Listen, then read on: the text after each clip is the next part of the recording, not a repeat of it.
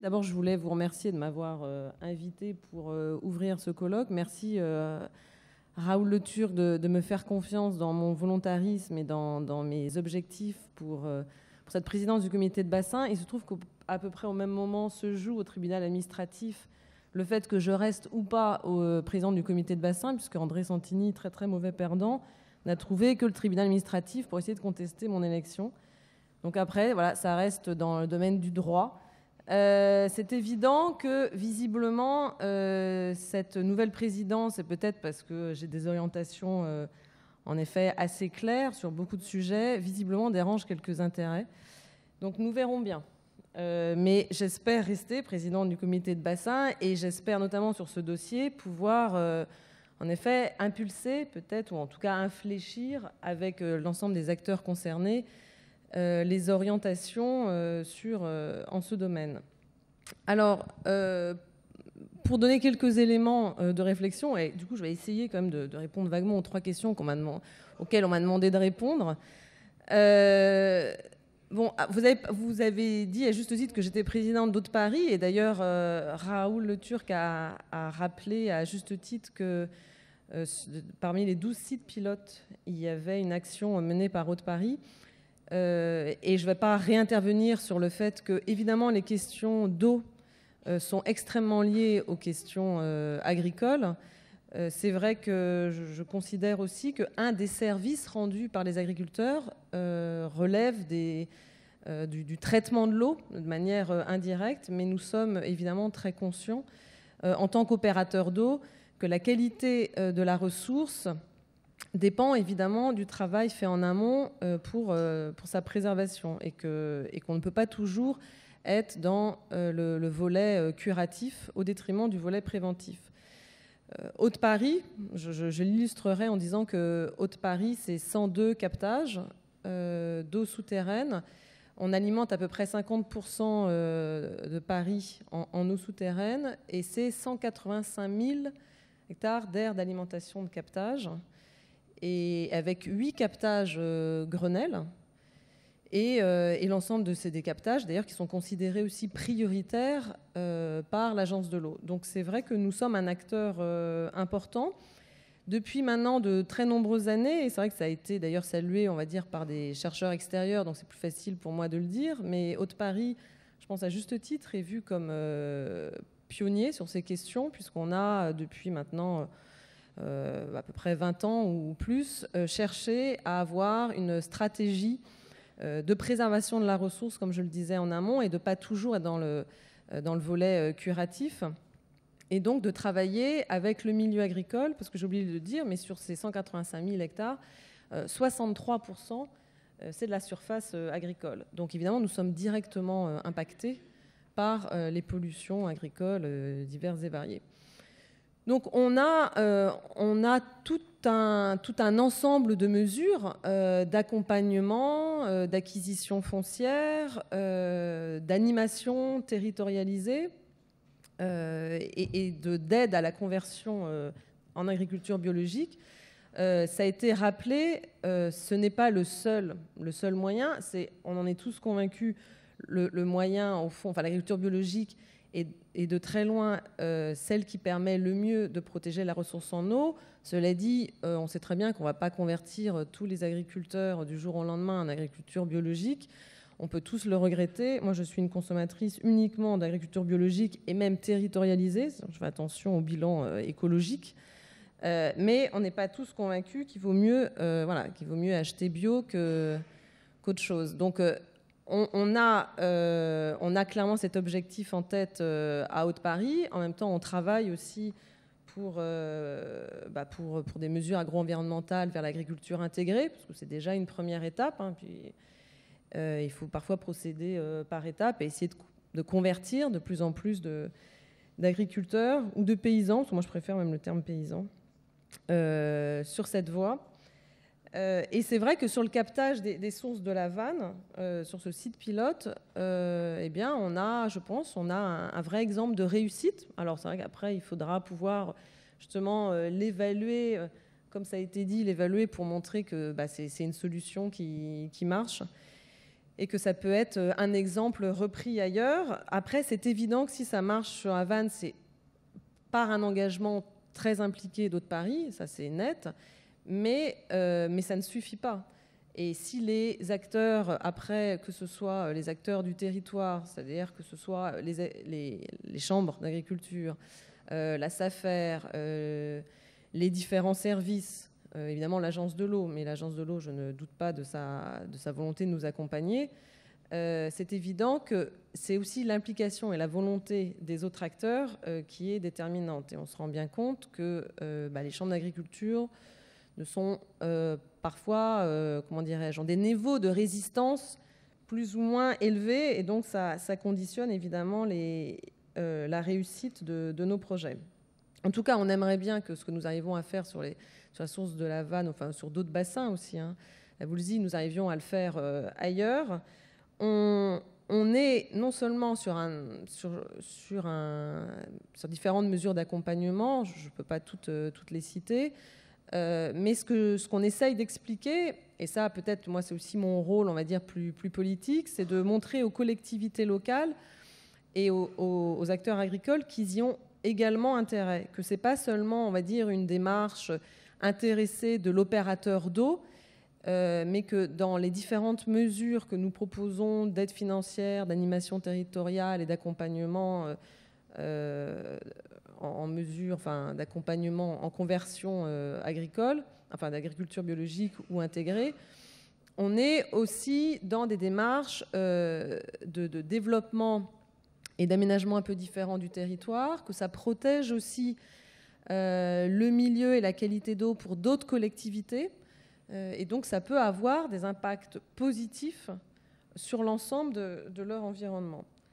On est, et ça, du coup, je le dis maintenant parce qu'on va passer, alors je pense que ça passera en conseil d'administration dans une semaine exactement, au conseil d'administration d'Hôtes Paris, mais on est aussi dans la réflexion sur des outils assez innovants, enfin, en tout cas sur des expériences innovantes de soutien à la filière.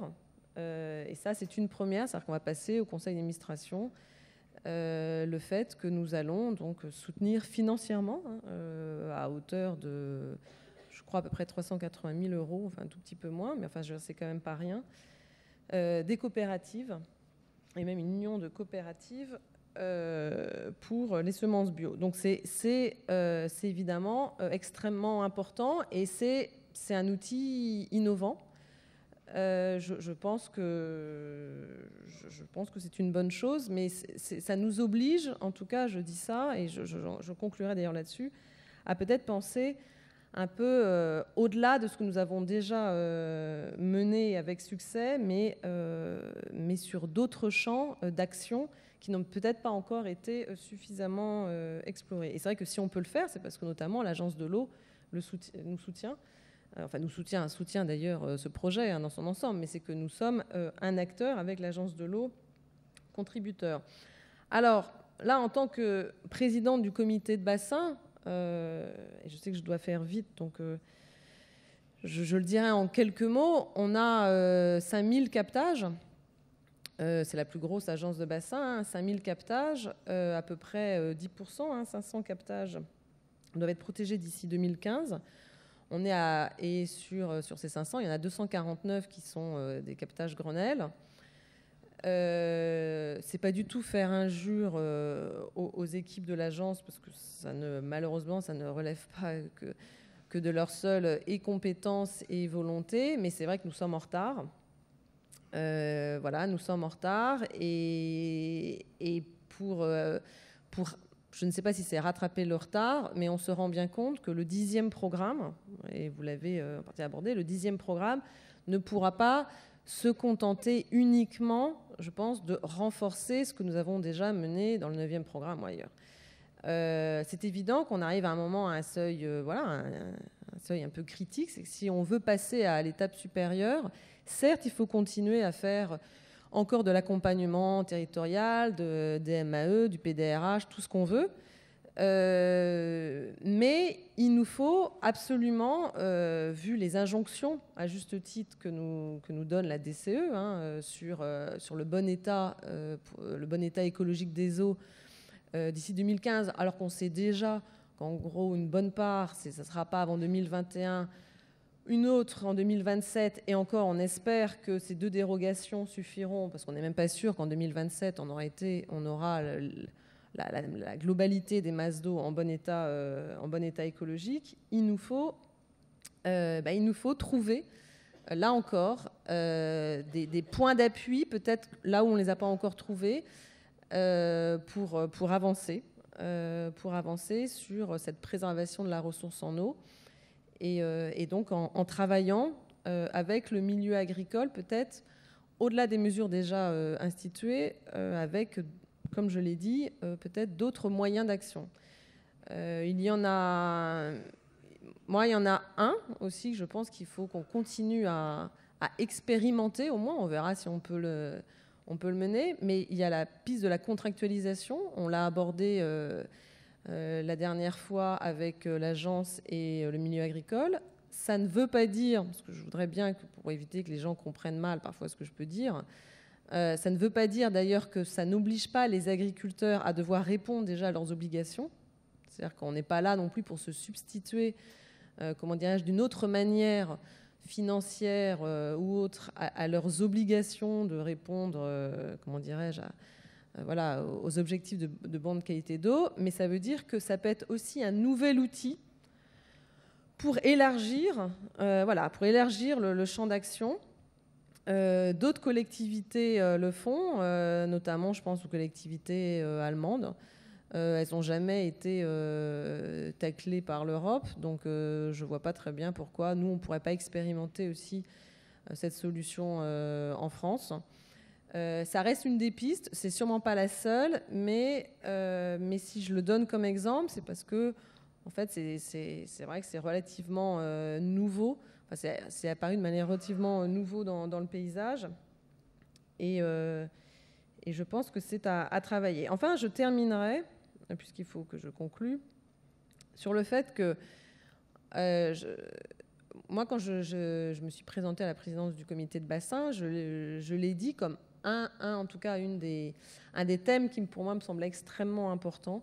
C'était le thème justement eau agriculture, et qu'on était trop souvent, et on l'a vu au comité de bassin, trop souvent parfois dans des oppositions assez dures entre le milieu agricole et le milieu des acteurs de l'eau, et parfois pour de vraies bonnes raisons, parce qu'on a des approches pour certains différentes et des logiques d'intérêt différentes, mais je le vois bien aussi, parfois des oppositions dues à des formes d'incompréhension ou d'incapacité de dialogue. Et c'est vrai que je l'ai affirmé assez fortement, et je continue à le réaffirmer, et j'espère que je serai toujours président du comité de bassin pour pouvoir le dire. Il nous faut ouvrir un débat, un vrai débat, notamment là, je pense à l'agence de l'eau. Ça a déjà été amorcé. Gilles Bienne est là pour en témoigner. Les premières réunions qu'on a faites là-dessus étaient très très difficiles. La seconde était déjà beaucoup plus ouverte et constructive.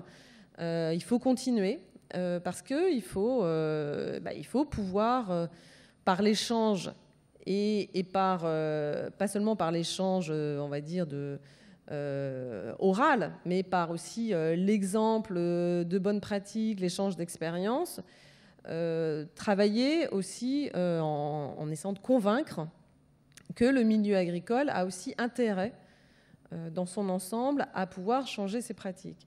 Et ça ne pourra se faire qu'en montrant le lien indissociable, et je l'ai dit, mais je voudrais vraiment réinsister en concluant là-dessus, indissociable entre les questions d'eau et les questions de terre. Et au lieu d'être dans cette, parfois, comme je le vois pour certains, dans cette juste logique un peu fermée de défense d'intérêts, j'en discutais encore avec des chambres d'agriculture, au lieu d'être, pour moi, dans cette logique uniquement d'intérêt catégoriel, leur faire comprendre que c'est aussi de leur intérêt, justement, d'avoir une vision plus ouverte face aux autres contraintes des différents acteurs sur leur territoire, et d'avoir une démarche d'évolution qui ne soit pas d'ailleurs antinomique par rapport à leurs intérêts et à leurs besoins et à leurs attentes, mais qui peut se faire dans une réconciliation des enjeux de l'eau et des enjeux de la terre. Le 9 février prochain, au pavillon de l'eau, on va organiser aussi avec l'Agence de l'eau un colloque là, qui s'adresse plus aux collectivités locales et qui abordera notamment ces questions-là. On a fait la dernière fois aussi un colloque, là c'est Chambre d'agriculture, Agence de l'eau. Je pense qu'à terme, il faudra aussi des colloques où c'est l'ensemble des acteurs qui soient présents et avec une volonté vraiment de débat pour travailler sur un 10e programme qui soit très clairement dans une évolution encore plus ambitieuse que celle que nous avons commencé à donner, une évolution encore plus ambitieuse afin de protéger la ressource en eau, puisque c'est quand même ça qui nous rejoint, qui devrait nous rejoindre en grande partie, et montrer que cette préservation de la ressource en eau ne se fait pas au détriment des autres intérêts et des autres politiques sur ces territoires. Je vous remercie.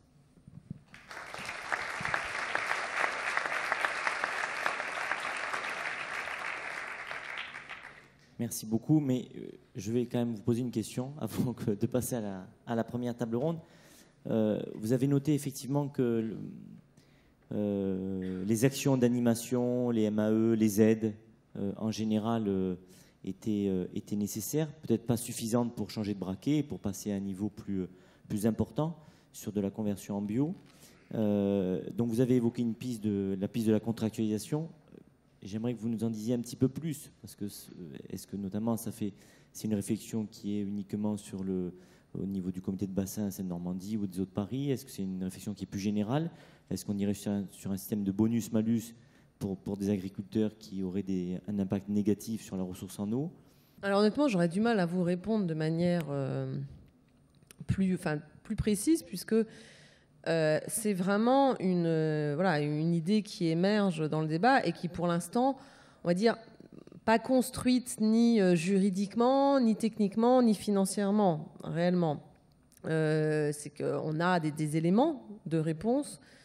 Ce qui est, en fait, l'idée, c'est que, et là je pense, là je vais répondre en tout cas moi pour Paris, c'est que vous avez compris que voilà, on a des baux environnementaux, on a des aides, on fait de l'aide financière à conversion d'agriculture biologique ou intégrée, on a des zones enherbées là aussi financées en partie, on a plusieurs mesures, elles sont extrêmement importantes, il faut continuer à les mener, mais on voit bien que peut-être la solution d'une contractualisation, et là pourquoi je pense à ça, c'est en tant qu'une collectivité, par exemple comme Paris, avec son opérateur d'eau, qui a inscrit